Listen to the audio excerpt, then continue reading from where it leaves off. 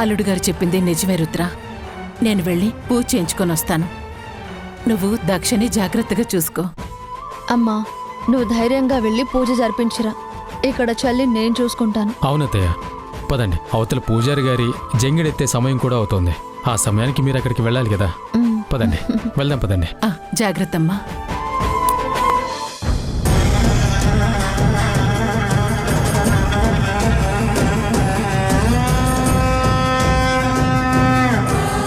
అమ్మని పంపించి నేను వస్తాను.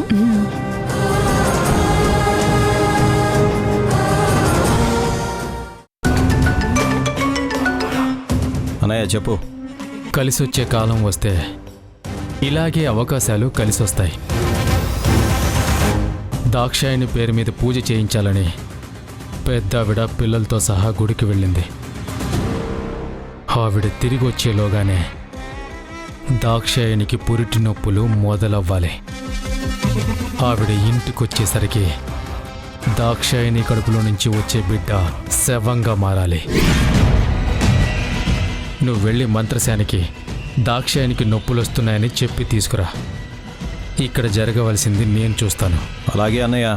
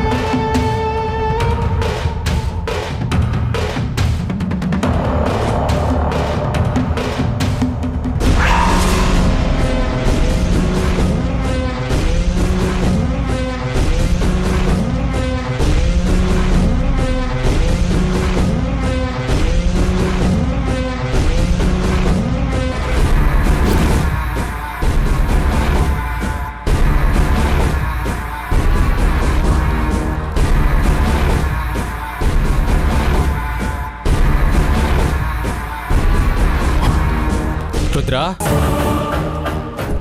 రుద్రా. వస్తున్నానండి. ఏంటండి? దక్ష టాబ్లెట్ వేసుకోవాలి కదా రుద్రా. భోంచేసిందో లేదో కనుక్కున్నావా? లేదండి, ఇప్పుడే కనుక్కొని వస్తాను. ఆగు రుద్రా. పైకి కిందికి అన్నిసార్లు ఎందుకు తిరగడం? తననే పిలువు, వచ్చి భోంచేసి వెళ్తుంది కదా. పైగా కొంచెం వాకింగ్ కూడా చేసినట్టు ఉంటుంది. సరే. దక్ష, దక్ష. అక్క వస్తున్నా. రా, భోంచేద్దు గాని. నువ్వు కూర్చో రుద్రా.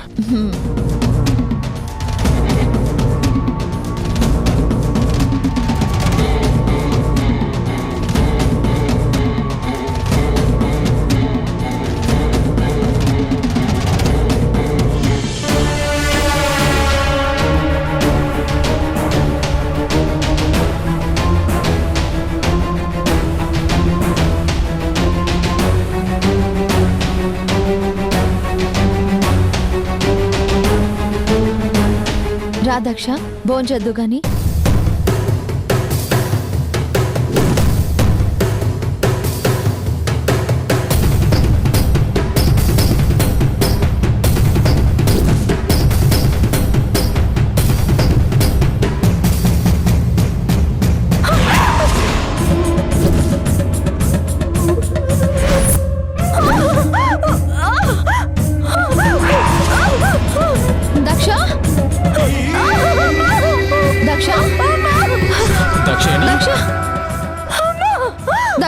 దాక్షాయణి, దాక్షాయణి, అయ్యో, ఎంత పని జరిగింది? దక్ష, ఏమండి? సహాయపడండి. అలాగే.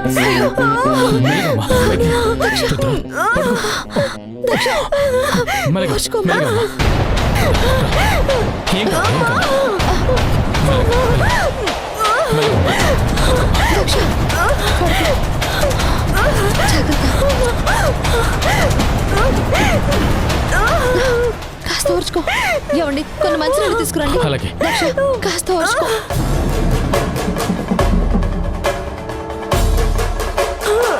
దక్ష, దక్ష, దక్ష, కొంచెం ఓర్చుకో దక్ష. దక్ష, ఓర్చుకో. ఓర్చుకో దక్ష. యావండి, కాస్త ఓర్చుకో.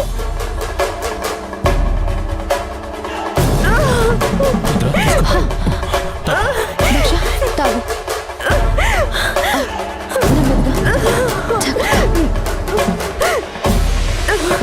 ఓ, దక్ష, ఏంటండి అలా నిలబడ్డారు? వెంటనే మంత్రసాన్ని కబురు పెట్టండి. నువ్వు కంగారు పడుకుంటురా. ఇప్పుడే జేసీముకు ఫోన్ చేశాను. వాడు మంత్రసానిని పంపిస్తా అన్నాడు. చెప్పేశారా? ఎప్పుడు చెప్పారు? ఇప్పుడే తనని మంచం మీద పడుకోబెట్టి నీళ్ల కోసం వెళ్తున్నప్పుడు ఫోన్ చేశాను. చెప్పాడే లేదో ఒకసారి కనుక్కుంటాను. కనుక్కోండి. దక్ష,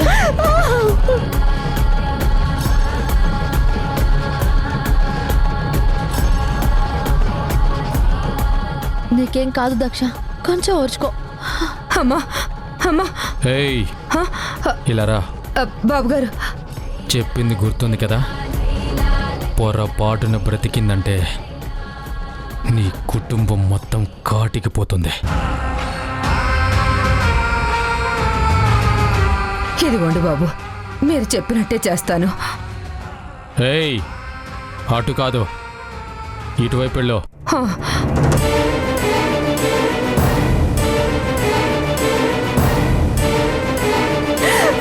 కొంచెం ఓర్చుకో. దక్ష, దుర్గమ్మ ఒకసారి చూడు. మీరు కంగారు పడకండి, నేను వచ్చానుగా. కొంచెం వేడి నీళ్ళు తీసుకురండి. సరే. వెళ్ళండి. మీకేం కాదమ్మా, కొంచెం ఓర్చుకోండి.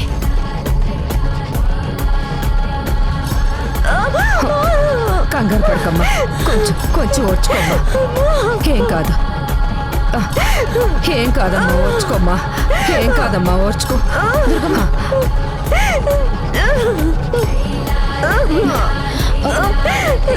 దక్ష,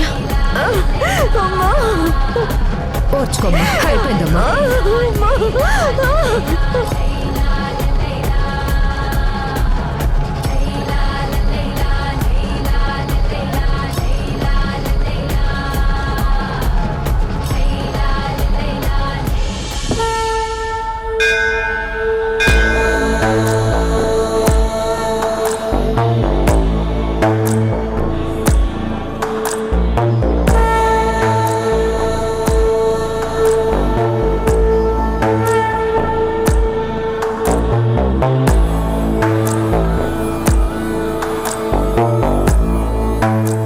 రామచంద్ర, నిన్నే నమ్ముకొని ఈ పూల జంగిడి నా భర్త తల మీద పెట్టి కోరిక కోరుకుంటున్నాను.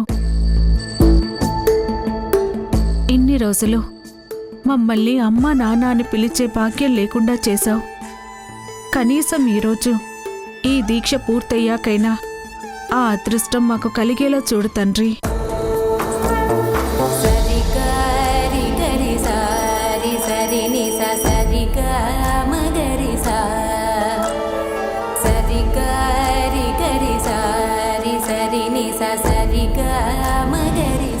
గురుగారు, శారదమ్మ గారు వస్తున్నారు. శాంత, పద. అమ్మా నమస్కారం. నమస్కారం దీక్షితులు గారు. మీరు రావడం చాలా సంతోషంగా ఉంది. అన్నీ ఇచ్చిన రామయ్య మీకు ఈ లోటు ఎందుకు పెట్టాడా అని ఎన్నాళ్ళు బాధపడ్డాను. ఇప్పుడు మీరు చేసే దీక్షతో ఆ తండ్రి కరుణిస్తాడని మనస్ఫూర్తిగా నమ్ముతున్నాను. మీ మాట చలువ వల్ల, ఆ దేవుడి దయ వల్ల మా కోరిక నెరవేరుతుందన్న నమ్మకం మాకు ఉందమ్మా. నమ్ముకున్న వాళ్ళని ఆ రామయ్య తండ్రి ఎప్పుడూ మోసం చేయడు. దీక్షితులు గారు, దాక్షాయనికి నెలలు నిండే కదా, ఇక 2-3 రోజుల్లో ప్రసవం కూడా అయ్యే అవకాశం ఉంది. అందుకే ఆ స్వామివారికి విశేషమైన పూజ జరిపించాలి.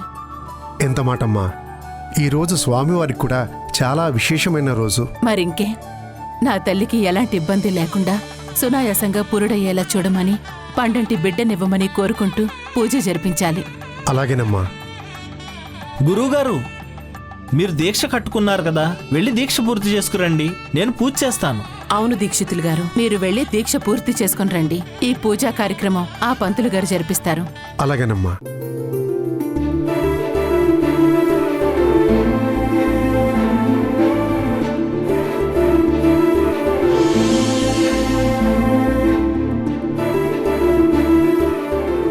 స్వామి, నీ మీద భారం వేసి ఈ భారాన్ని నేను మోస్తున్నాను. అలాగే మా అందరినీ కంటికి రెప్పలా కాపాడుకునే దాక్షాయనమ్మను కూడా కాపాడు తండ్రి.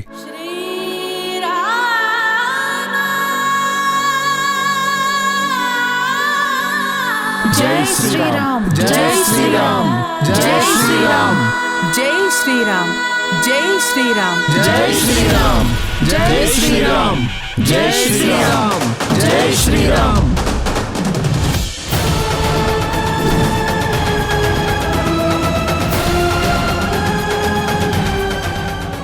అయిపోతుంది.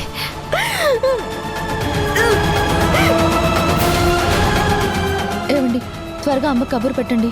ఎందుకు రుద్రాణి? దాక్షాయణికి మంచి పురుడు రావాలనే కదా ఆవిడ దైవాన్ని మొక్కుకోవడానికి వెళ్ళారు. అక్కడ ఆవిడ పూజ జరిపించినాయి. ఆ పూజ ఫలితంతో దాక్షాయణికి ఇక్కడ మంచి బిడ్డ పుడుతుంది. అలా కాదండి. రుద్ర,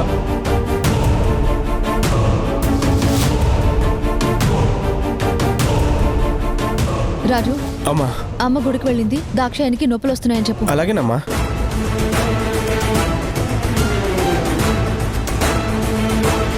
రామచంద్రాయ జనకరాజా మనోహరాయ మామకాభీష్టదాయ మహితమంగళం.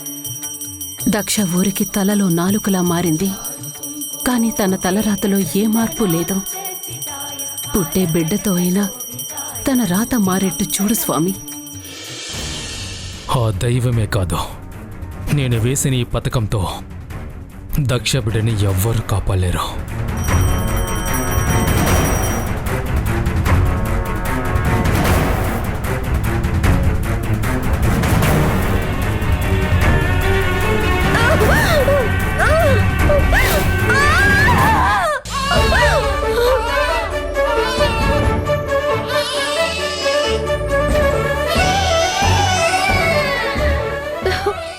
ఏమండి, దాక్షాయనికి బిడ్డ పుట్టినట్టుంది.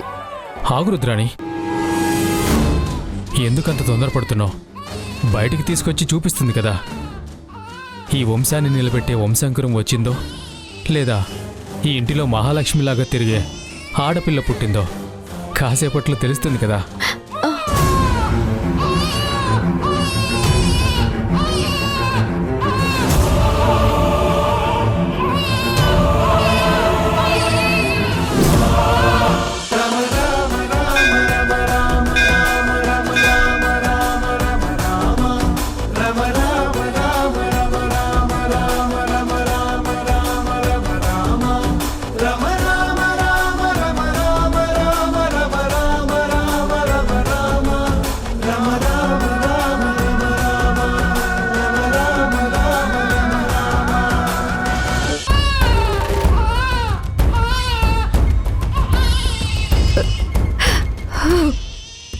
రామయ్య తండ్రి, ఏం చెయ్యాలో తెలియని పరిస్థితి నాది.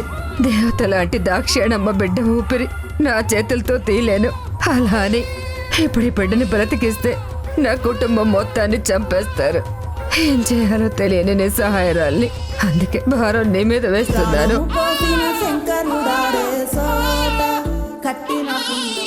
క్షమించు తల్లి, నిన్ను కాపాడడం కోసమే ఇలా చేస్తున్నాను. కట్టిన కోట పుక్కెడు నిప్పుల పట్టము గట్టి బద్దలు కొట్టే మాటేరా. కన్న పేరు సంబంధమే కోరుకున్న ఆనందం.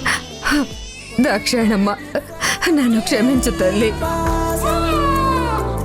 కాలమంతా నీ కోసమే.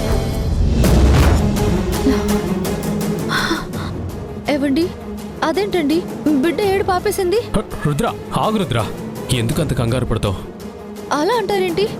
బిడ్డ ఏడు వినిపించట్లేదు. వదలండి. ఆగు రుద్ర. పెద్దమ్మ గారు, దక్షమ్మకు పురిటి నొప్పులు మొదలయ్యాంట. రుద్రమ్మ గారు చెప్పమన్నారు.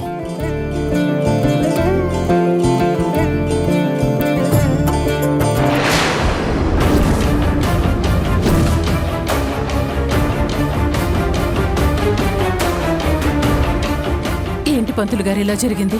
ఇంతవరకు ఎప్పుడు ఇలా జరగలేదు. స్వామివారికి ఇచ్చిన హారతి ఎంత గాలొచ్చినా కొండెక్కదు. అలా కొండెక్కింది అంటే ఏదో అపచారం జరగబోతుంది. అమ్మ, మీరు వెంటనే ఇంటికెళ్ళండి.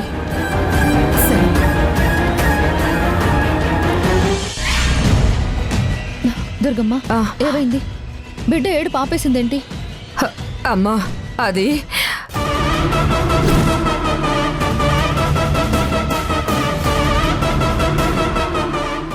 అది దక్ష, అదే అదే అంటావేంటి? బిడ్డ ఏడుపు వినిపించింది, మళ్ళీ ఆపేసింది. ఏం జరిగింది? అదేనమ్మా, దాక్షాయణమ్మకి ఆడపిల్ల పుట్టింది.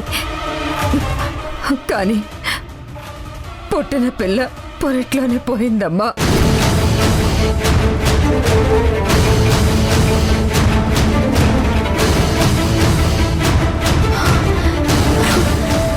ఏం మాట్లాడుతున్నావు దుర్గమ్మ? బిడ్డ ఏడ్చింది, నేను విన్నాను. నిజమేనమ్మా, అంతలోనే గొంతులోని ప్రాణం గాల్లో కలిసిపోయిందమ్మా.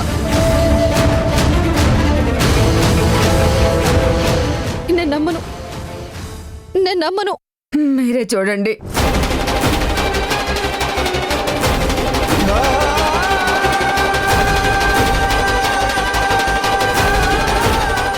దక్షకు తెలుసా? ఆ తల్లి స్పృహలో లేదమ్మా. చనిపోయిన బిడ్డని దాక్షాయణమ్మకి ఎలా చూపించాలో నాకు అర్థం కావట్లేదు.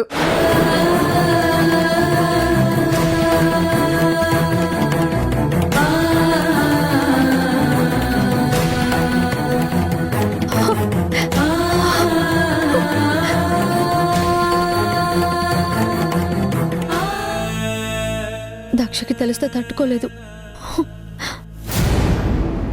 ఇలారా.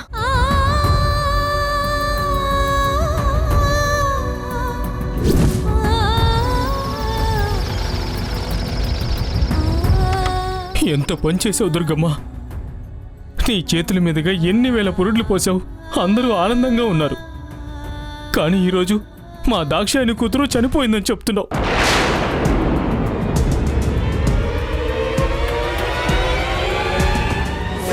ఇది మేమే తట్టుకోలేకపోతున్నాం.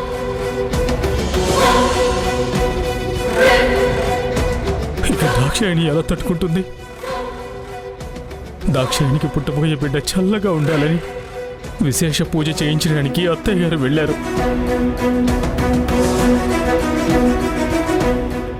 ఇప్పుడు ఆవిడికి ఈ మృత శరీరాన్ని ఎలా చూపించాలి?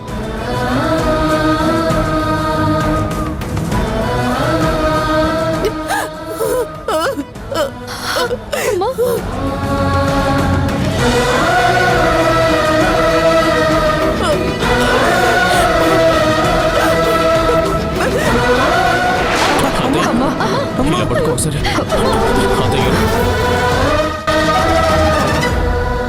లేవండి మేఘ. అమ్మా, నువ్వే ఇలా అయిపోతే దక్షకి ధైర్యం ఎవరు చెప్తారు? ఏం చెప్పమంటావమ్మా? భర్త దూరం అయిపోతే ఎలా బ్రతుకుతావు అని అడిగినప్పుడు నా బిడ్డ నాకు తోడుంటుంది కదమ్మా అని నాకు చెప్పింది.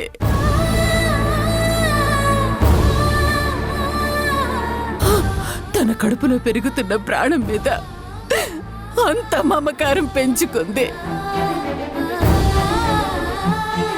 ఇప్పుడు ఈ చిట్టి తల్లి ఈ లోకాన్ని చూడక ముందే కన్ను మూసింది అని నా కూతురికి ఎలా చెప్పగలను?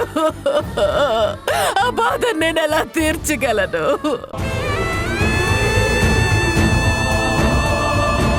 ముందు ఈ పాపని ఇక్కడి నుంచి బయటికి తీసుకువెళ్ళాలి. అమ్మగారు, చిన్నమ్మగారికి పసిపిల్లలంటే ఎంతో ప్రాణం. అలాంటిది తన బిడ్డకే ఇలా అయ్యిందంటే ఆ తల్లి తట్టుకోలేదమ్మా. ఈ పాపని ఆ తల్లికి చూపించొద్దమ్మా. ఏం మాట్లాడుతున్నావు దుర్గమ్మ? బాధపడుతుందని దక్షకి బిడ్డను చూపించను అంటావా? బుద్ధి లేని మాటలు మాట్లాడుకో. చచ్చిన కూతుర్ని చూస్తేనే కదా దక్ష బతికున్న శవంలా మిగులుతుంది. నేను అనుకున్నది జరుగుతుంది. దుర్గమ్మ చెప్పింది నిజమేనమ్మా. చనిపోయిన బిడ్డని చూస్తే నా చెల్లెలు తట్టుకోలేదు. అలా అని మనం ఇంకోలా నిర్ణయం తీసుకోలేం కదమ్మా. చూడమ్మా, తన ఊహల్లో తన కడుపులో బిడ్డని ఎంతో గొప్పగా ఊహించుకొని ఉంటుంది. ఇలా ఊపిరి లేని బొమ్మగా చూస్తే తన గుండె ఆగిపోతుంది. అయ్యో, ఆ బాధని మనం ఎవ్వరం భరించలేము. చెల్లికి ఎలాగైనా నేను నచ్చి చెప్తాను. ఆ బిడ్డని మాత్రం చూపించొద్దు. ఏం మాట్లాడుతున్నావు రుద్రాణి? అమ్మ ఒప్పుకుంది. ఇంకా ఎవరు ఏం మాట్లాడద్దు. దుర్గమ్మ, ఆ కార్యక్రమాన్ని నువ్వే పూర్తి చేయి. అలాగే అయ్యో, అమ్మా,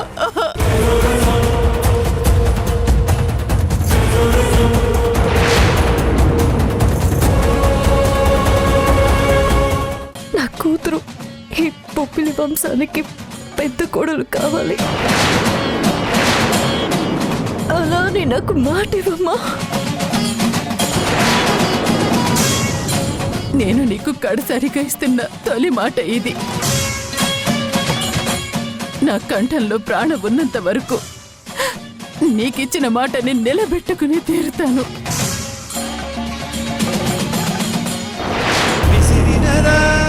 విధి విసిరిన సవాలును దాటి శారదాదేవి దక్షకు ఇచ్చిన వాగ్దానం నెరవేరుస్తుందా?